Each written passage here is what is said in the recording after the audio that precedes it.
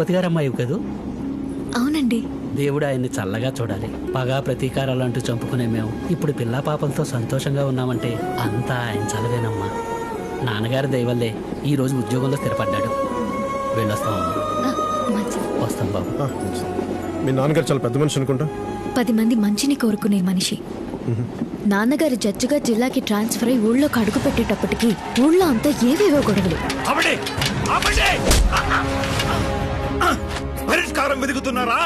కోపంతో కొట్టుకుంటున్నారా? ఈ రోజు మీరు చేస్తున్న గొడవలు రేపు పిల్లని కూడా చేరకుడతాయి. నెమ్మదిగా ఊళ్ళో గొడవలు తగ్గాయి. నాన్నగారే ఫండ్స్ కలెక్ట్ చేసి పంచాయతీ స్థలంలో స్కూల్ కట్టించారు. ఆ స్కూల్ ల్యాండ్ మీద ఒక రౌడీ కన్ను పడింది. బోర్డు మార్చేస్తే స్థలం మీద అయిపోద్దా? అన్నయ్య ఆ ఘోరాన్ని సహించలేకపోయాడు. కష్టపడి కట్టించి స్కూల్ కబ్జా చేస్తుంటే నాన్నగారు స్కూల్ విషయంలో పట్టుకోల్పోయారు. అది కాదయ్యా. ఓర్పు నేర్పు సహనంతో స్వాతంత్రాన్ని సాధించాడు ఆయన. మనం ఒక స్కూల్ని సాధించలేము. సాధించుకోలేము. వీళ్ళందరూ కూడా అదే అంటున్నారు. అలా వెళ్ళిన అన్నయ్య తిరిగి రాలేదు. కత్తే పరిష్కారం అని వెళ్ళిన అన్నయ్య శవాన్ని కూడా నాన్న ఇంట్లోకి రానివ్వలేదు. ఎప్పుడు కత్తి పట్టుకున్నాడో అప్పుడే నా కొడుకు చచ్చిపోయాడు. ఎవరిని కొడుకు పోయాడని ఇక్కడ ఓ తల్లి ఏడుస్తుంది.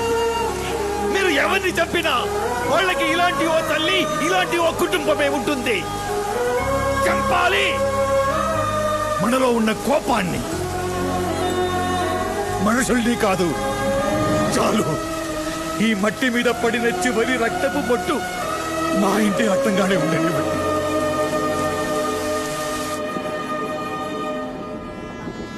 మీరు నాకు నచ్చడానికి ఫస్ట్ రీజన్ ఏంటో తెలుసా? మీది కూడా మా నాన్నలాగే సున్నిత మనస్తత్వం.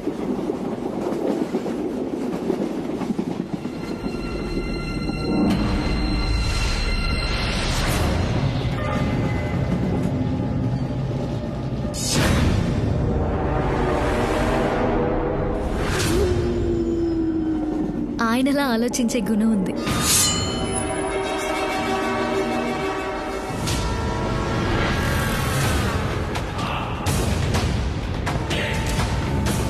ఇద్దరు పీస్ లవర్స్.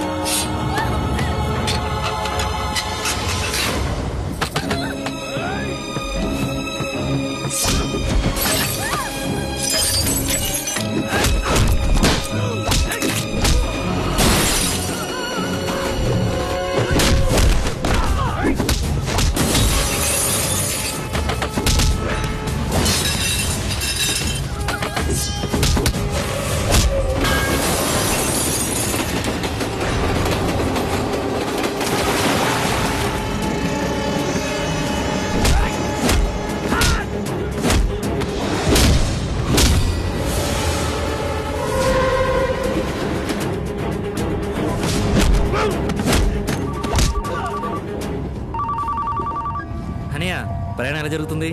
బానే ఉంది. మీరు జాగ్రత్త ఇంటికి వెళ్ళండి. అనియా ఏమైంది? బడి దిప్రా.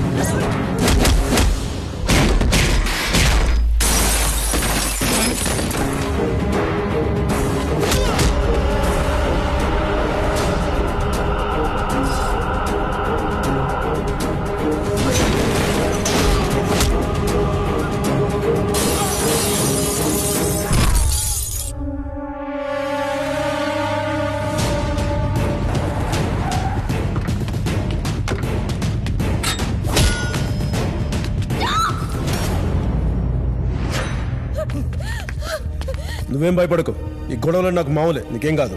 భయపడుతుంది వాళ్ళని చూసి కాదు, నిన్ను చూసి. నేను నీ గురించి విన్నది చూసింది అంత అబద్ధమేనా? నా దగ్గర ఎందుకు నటించావు? నన్ను ఎందుకు మోసం చేశావు?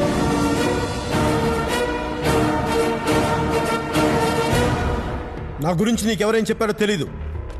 నా ముందు తప్పు చేస్తే ఎవడు కనిపించినా వాడు ఏంటని కూడా ఆలోచించరు.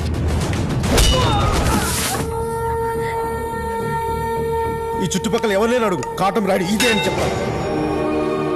ఇలాగే పెరిగాను, ఇలాగే బతుకుతాను.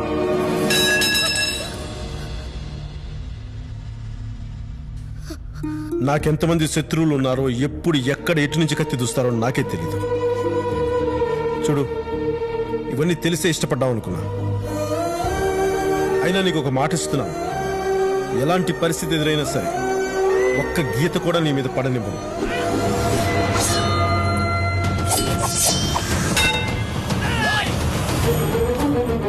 నీకేం కాలేదుగా? ఇప్పటి వరకు జరిగింది చాలు, దయచేసి నన్ను వదిలేయ్.